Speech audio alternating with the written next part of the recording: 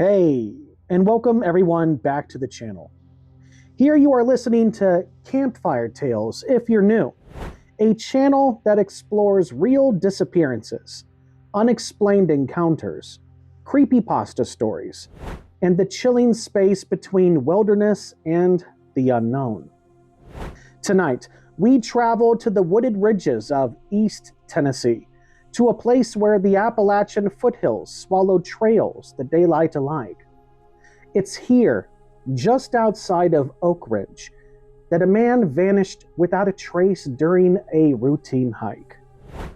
No body, no gear, no evidence, except for one last text message.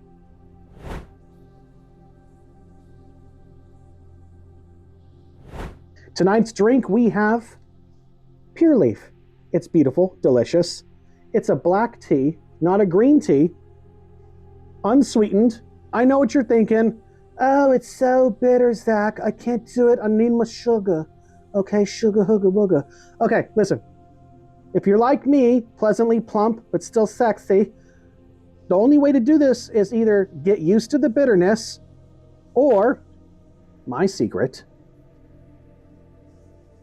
is a nice, juicy lime.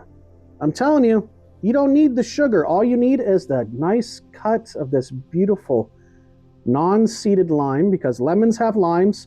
All you need is a lime. Don't bother with a lemon unless you want to worry about swallowing seeds, okay? Get yourself a lime and just squeeze it in there. Oh yeah. Just like that. Give it a good twist. Oh yeah, just like that. And then pop that bad boy in. Oh yeah, baby. It's like an orgasm in my mouth. And now we're ready for the story. A message that reads, I thought it was a deer, but it looked at me. This story is of Ethan Cole and the legend of the not deer.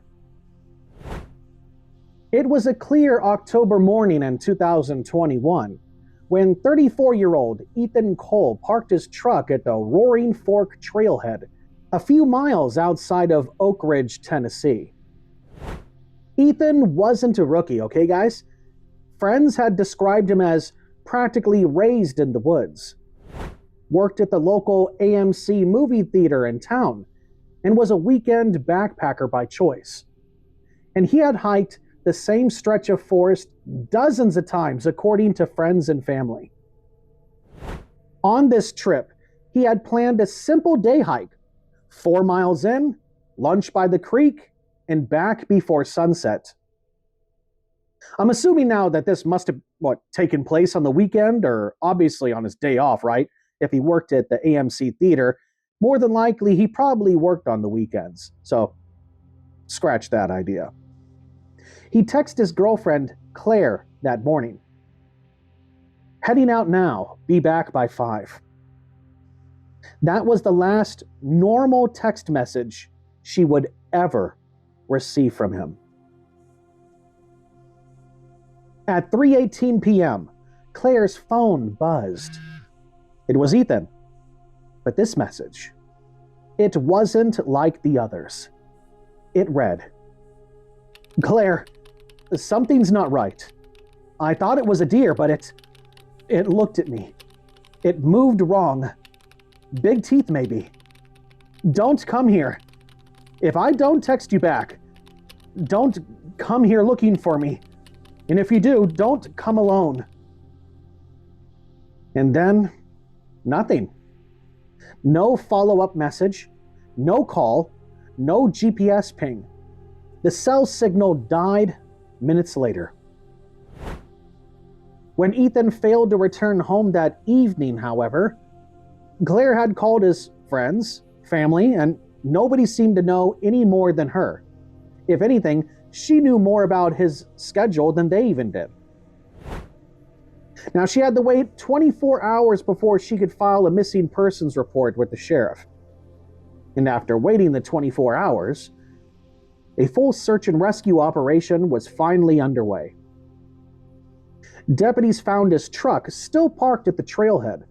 His pack list, left on the dash, showed no red flags. He was carrying water, a first aid kit, trail mix. Nothing heavy, nothing strange. For 3 weeks, over 80 volunteers scoured the woods. Helicopters flew thermal sweeps. Bloodhounds traced scented trails. Drones mapped creek beds and hollows. And they found nothing. No footprints beyond a half-mile from the trail. No clothing, no torn fabric, no sign of a struggle. It was as if Ethan had just simply stepped off the earth.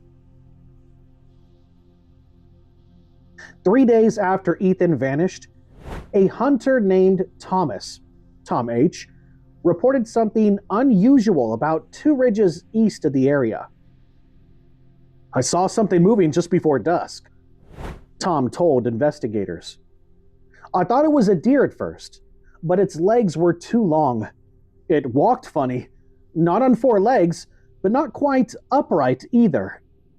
And when it turned its head, its eyes reflected like a predator's. That's when I got the hell out of there." Tom refused to return to that area again, as far as I know. His story wasn't that unique, though. Over the next week, 4 more people reported strange sightings. Elongated silhouettes in the trees, unnatural movements just out of flashlight range. All described the same exact thing. Like a deer, but not. The not deer is an Appalachian legend, a cryptid said to mimic the appearance of a white-tailed deer until it moves. According to local folklore, it walks on limbs too long for its body. It bends joints in impossible ways. Its face seems off. The eyes too forward, the mouth too wide. Witnesses say it watches hikers, follows them silently, and then vanishes if approached. Some say it's an involuntary throwback. Others believe it's something older, a shapeshifter from native stories, or an omen that appears before a person is taken by the woods themselves. Or is it a wendigo? Yeah, I said it. What? And if so, what is the difference between the two? We already know that the wendigo is a Native American cryptid from the Midwest region and parts of Canada, which has a never-ending hunger for flesh. It's known to mimic human voices to try and lure and trick people closer and deeper into the woods to, well, eat them alive, you could say. But what is the not deer? What does it have to do with it aside from having a similar appearance to the wendigo? Are they the same creature, or are they 2 totally separate entity cryptids? No one could prove that either one truly exists, even though many people have accounted witnessing both of these cryptids in different areas of the country and Canada. But the people who have seen it swear they know the difference between a deer and something pretending to be one. Months pass. Ethan's case grew colder by the week. Search teams returned seasonally after rainfall, after snowmelt, hoping shifting terrain would reveal something. Nothing ever did, though. Investigators revisited the area with canine teams, but scent trails vanished nearly a steep ravine, one so overgrown it seemed impossible for someone to even navigate. There was no animal marks either. No signs of a fall. No body. Even the FBI's Missing Persons Division, briefly consulted due to the unusual circumstances, admitted they had no working theory. But it's just weird to me. The message Ethan sent, short, frightened, specific, it never left Claire's mind, in reports. It moved wrong. Big teeth. Don't come here. And even to this day, Ethan Cole is still listed as a missing presumed deceased. His family placed a small wooden cross near the Roaring Fork trailhead, just a few feet from where he had parked his truck originally. Some say he got lost, injured, and succumbed to exposure to the elements. Others believed that he was attacked by a predator that left no trace. And then there are those who believe that the woods themselves took him, or something in them did. Because deep in the Appalachians, beneath the quiet canopy of oak and pine, stories persist. Stories about eyes in the darkness, about things that walk on 4 legs or 2, or something in between, and about a creature that looks almost familiar, until it doesn't. Ethan's story is more than a missing persons case. It's a reminder that even the most ordinary trails can hide extraordinary secrets. If you venture into the Appalachians, keep your wits about you. And if you see something in the distance that looks like a deer, look again. I don't know about you.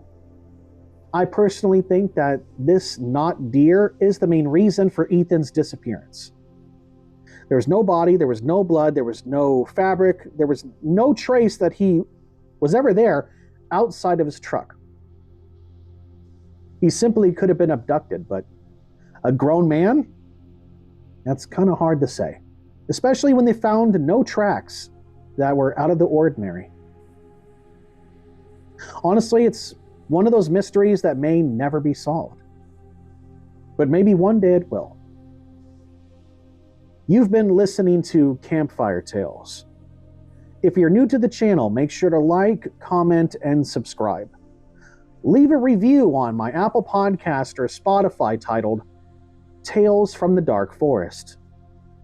Links for both of those will be in the description box down below. And share it with a friend who loves true and creepypasta mysteries and dark lore.